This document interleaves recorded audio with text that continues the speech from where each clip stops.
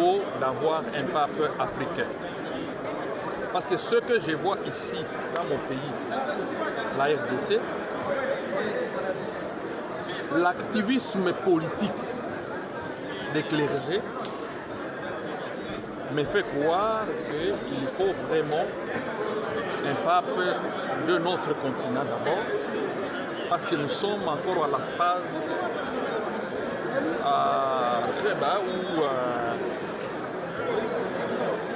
nous nous impliquons plus, nos clergés s'impliquent plus, encore plus dans la gestion de l'État que dans les questions ecclésiastiques. Parce qu'aujourd'hui, vous voyez ce que nous traversons en RDC aujourd'hui. L'Église catholique est presque divisée. Parce que la position du cardinal est autre que... il n'est pas au milieu du village. Donc, il a déjà pris position politiquement. Pendant les élections, nous avons connu des situations très graves. Nous avons vu, moi je suis catholique, pratiquant, mais il y a des églises où je me présentais, où on me refusait la parole et on donnait à un autre candidat parce que moi je n'étais pas le candidat.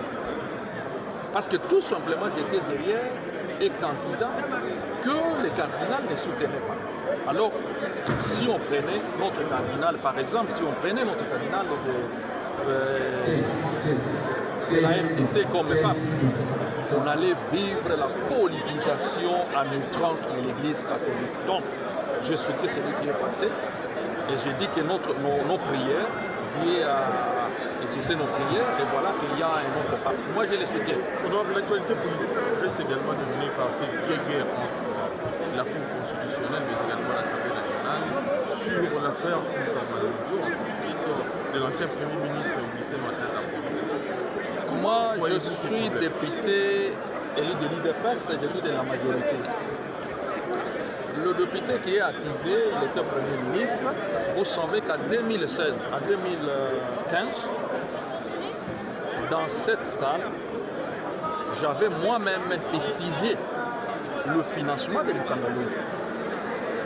Donc je suis mal placé pour donner ma position. Mais moi je pense que la justice doit départager les choses. Moi je ne suis pas... Parce qu'on va... Si on n'est pas coupable, on a peur de la justice. C'est juste la levée des immunités ou la levée des immunités, c'est juste au niveau de la forme.